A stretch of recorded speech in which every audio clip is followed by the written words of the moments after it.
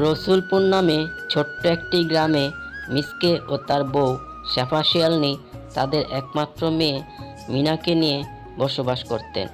মিসকে কৃষিকাজ করে যে টাকা উপার্জন করতেন সেই টাকা দিয়ে তাদের ভালোভাবেই সংসারটা চলতো। গিন্নি, এবার ভাবছি জমিদারের জমি আর চাষ করব না। আমাদের এলাকা থেকে জমিদারের এলাকায় গিয়ে জমি চাষ করতে অনেক কষ্ট হয়ে যাচ্ছে। তাহলে কি করবে? চাষ না করলে আমরা খাবো কি? সংসারটা চালাবে কি করে? আমাদের দক্ষিণে যে জমিটা আছে সেটা পরিষ্কার করে সেখানে চাষাবাস করব ভাবছি। তা কথা মন্দ বলনি। নিজের জমিতে চাষ না করলে ফসল ফলালে কোনো শান্তি নেই। অর্ধেক ভাগই তো জমিদারকে দিয়ে আসতে হয়। হ্যাঁ, সেজন্যই তো ভেবেছি নিজের যতটুকু জমি আছে সেখানেই চাষাবাদ করব। দিন দিন আমার মেয়েটা বড় হচ্ছে, তারও তো একটা ভবিষ্যৎ আছে। আমি কালই যাব এই ব্যাপারে জমিদারের সাথে কথা বলতে। পরের দিন মিসকে পাশের গ্রামে গেল জমিদারের কাছে। কি রে মিসকে, তা সকাল সকাল আমাদের বাড়িতে তা কি মনে করে আসলি? বলছি কি জমিদার মশাই, আমি আর আপনার জমিতে চাষ করব না। এত কষ্ট করে ফসল ফলিয়ে তা অর্ধেক আপনাকেই দিয়ে দিতে হয়। তাই সিদ্ধান্ত নিয়েছি বাপদাদা যতটুকু জমি আছে তাতেই চাষাবাদ করব। তা তোর এত বড় সাহস? আমার মুখের উপর তুই কথা বললি? যত বড় মুখ নয় তত বড় কথা। যা যা, তুই এখনই আমার চোখের সামনেতে বিদায় হ। তোকে আমি দেখে নিব, তুই সময় হলেই দেখতে পারবি। মিসকে শিয়াল তার দক্ষিণের জমি পরিষ্কার করে জমি চাষাবাদ করতে লাগলো, আর তাদের দিনগুলো খুব ভালোই কাটতে লাগলো। গিন্নি, এবার জমিতে ভালো ফসল হয়েছে, আর ফসলের দামও এবার দ্বিগুণ হবে। ভাবছি আমাদের ভাঙা ঘরটা এবছরই ভালোভাবে ঠিক করে নেব। হ্যাঁ, না হলে তো ঝড় বৃষ্টির দিনে ঘরেই থাকা যাবে না। এমনিতেও প্রতি বছর বৃষ্টির দিনে ঘরের ছাদ ছিদ্র হয়ে পানি পড়ে। বাবা, এবার আমার টুকির মতো পরে ড্রেস চাই। হ্যাঁ রে মা, সবই তো তোর জন্য। এবার তোকে আমি সুন্দর একটা ড্রেস কিনে দেব। আর সেদিন রাত থেকে শুরু হয় মুষলধারে বৃষ্টি। এক সপ্তাহ বৃষ্টি হবার পরও কোনো বৃষ্টি থামার নামই নেই। মাঠঘাট সবখানে শুধু পানি আর পানি। এবার কি হবে? এখন কি করব? আমার ফসলদের সব তলিয়ে গেল, ঘরটাও যে ভেঙে গেল। যা পুঁজি ছিল তা সব দিয়েই তো চাষাবাদ করেছি। এইবার কি খাবো আর কোথায় বা থাকবো? ও বাবা, তুমি কেঁদো না, দেখবে ঠিকই একটা ব্যবস্থা হয়ে যাবে। আমার পরিজামা চাই না বাবা। তুমি এত ভেঙে পড়ো না তো, দেখবে ঠিকই একটা ব্যবস্থা হবে। কোনো রকম কষ্ট করে বৃষ্টির দিনগুলো পার করি, তারপরে দেখা যাবে। অনেক কষ্টে দ্বারা ভাঙা করে থাকতে লাগলো। যাক বাবা, তাও তো আজ আকাশে রোদ উঠলো, কোনো রকম ঘরটা ঠিক করে থাকা যাবে। কিন্তু গিন্নি, আমি ঘরটা বানাবো কি করে? আমি তো একেবারে নিঃস্ব হয়ে গেছি। বলছি তুমি না হয় একবার জমিদারের কাছে যাও, কিছু টাকা দাঁড় করে এনে ঘরটা বানিয়ে আবার না চাষের কাজ শুরু করো। হ্যাঁ গিন্নি, তাছাড়া যে আমার কোনো উপায় নেই। আমি আজই জমিদারের বাড়িতে যাব। জমিদার মশাই, বড্ড বিপদে পড়ে আমি আপনার কাছে এসেছি, দয়া করে আমাকে একটু সাহায্য করুন। ঠিকই জানতাম তোকে আমার কাছে আসতেই হবে। তা বল, কি সাহায্য করব তোকে? বর্ষায় আমাদের ঘর ভেঙে গেছে, মাঠের সব ফসল তলিয়ে গেছে। এগুলো শুরু করতে আমার অনেক টাকার প্রয়োজন। আমার কাছে এত টাকা নেই, যদি আপনি... বুঝেছি, শোন তাহলে, তোকে আমি 10,000 টাকা দেব, কিন্তু সেগুলো সুদে আসলে দ্বিগুণ দিতে হবে। না হলে তোর ভিটে বাড়ি চাষের জমি সব আমার। সময় মাত্র 3 মাস। তারপর মিসকে শিয়াল জমিদারের সব শর্ত মেনে টাকা নিয়ে বাড়ি ফিরে আসলো। জমিদার টাকা দিল নাকি? মুখটা এত কালো করে বাড়ি ফিরলে কেন? সে আর বলো না গিন্নি, জমিদার টাকা দিয়েছে ঠিকই, কিন্তু সুদে আসলে সে দ্বিগুণ টাকা ফেরত দিতে বলেছে। সে না হয় চাষের কাজ করে টাকা ফেরত দেবে, তুমি আজই ঘরটা ঠিকঠাক করো। মিসকে শিয়াল তাদের থাকার ঘরটি ঠিক করলো এবং মাঠে পুনরায় চাষাবাদ শুরু করলো।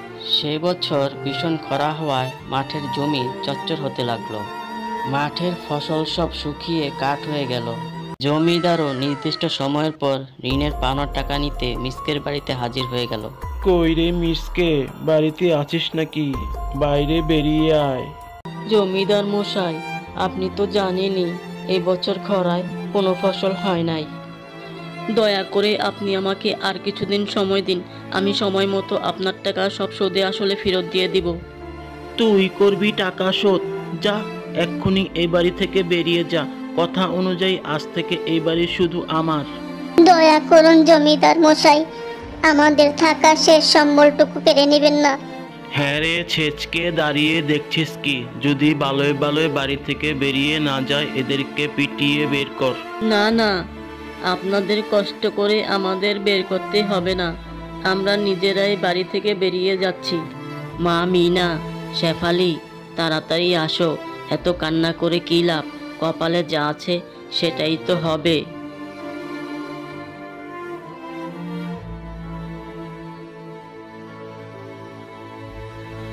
তারা তিনজন হাঁটতে হাঁটতে নদীর পাশে এক জঙ্গলে এসে পৌঁছালো। বাবা, আজকে থেকে আমরা কোথায় থাকবো? আমার এখানে অনেক ভয় করছে, বাড়িতে চলো বাবা। মারে, আজকে থেকে আমাদের এই জঙ্গলে থাকতে হবে, আমাদের তো বাড়িঘর কিছুই নেই। কি থেকে কি হয়ে গেল? এই ছোট্ট মেয়েটাকে নিয়ে আমরা কোথায় থাকবো? এই ওপরওয়ালা, আমাদেরকে তুমি রক্ষে করো। চল মা, ওই গাছ নিচে বসে একটু বিশ্রাম করি। তুই তো এতটা পথ হেঁটে অনেক ক্লান্ত হয়ে গেছিস। বুঝলে শেফা, এতদিন পরে এই গাছটার নিচে বসে একটু শান্তি পাচ্ছি। মনে হচ্ছে এই গাছের হাওয়ায় আমার মনটাকে অনেক শান্তি করে দিচ্ছে। যারা ভালো মানুষ তারা আমার এই গাছের নিচে বসলে তাদের দেহ মন শীতল হয়ে যায়, আর যারা কুৎসিত তারা যদি আমার এই গাছের নিচে বসতে চায় তারা ওই দূরে ছিটকে যায়। কে কে কথা বললো? পরে তাকাও, আমি গাছ, যার ছায়ায় তোমরা আশ্রয় নিচ্ছিলে। দয়া করে আমাদেরকে তোমার গাছের ছায়া থেকে তাড়িয়ে দিও না। অনেক কষ্ট করে ছোট্ট মেয়েটাকে নিয়ে তোমার ছায়া একটু আশ্রয় নিয়েছি। তার আর দরকার নেই, আমার কথা মন দিয়ে শোনো। আমার এই গাছের ডালপালা দিয়ে আমি তোমাদেরকে নদীর ওপারে একটি ঘর বানিয়ে দেব, সেই ঘরে তোমরা সারা জীবন থাকতে পারবে। কিন্তু নদীর ওপারে কেন? আমরা তো এই জঙ্গলও থাকতে পারি।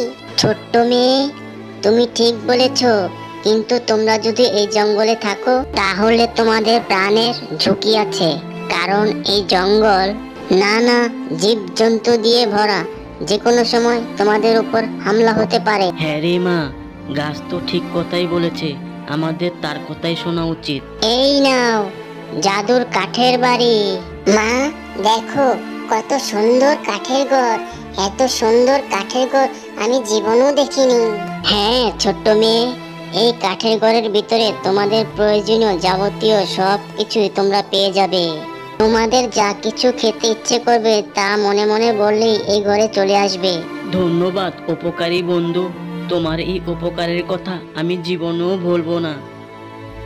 তারা ঘরের ভিতরে যেয়ে দেখলো ঘরটি বাইরে থেকে কাঠের মনে হলেও ভিতরে একটি রাজপ্রাসাদের মতো। এই সুন্দর ঘর, এমন সুন্দর ঘর তো আমি জীবনেও দেখিনি। আর টেবিলের উপর কতগুলো খাবার রাখা আছে, এই সবগুলো খাবার কি আমাদের? আজ থেকে আমাদের আর কোনো কিছুর অভাব থাকবে না। তোর তো খিদে পেয়েছে, যা গিয়ে খেয়ে নে।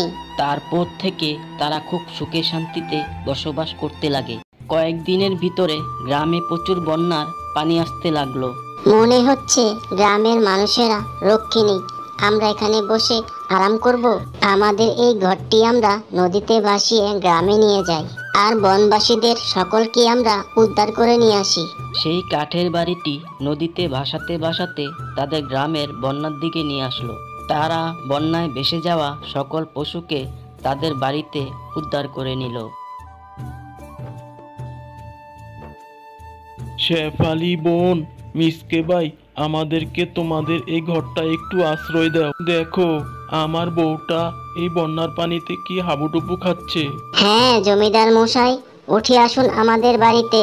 বিপদের সময় সকলকে সাহায্য করা উচিত, আমাদের আপনাদের প্রতি কোনো রাগ নেই। এরপর তারা সকল বনবাসীদের তাদের ঘরে উদ্ধার করে নেয়।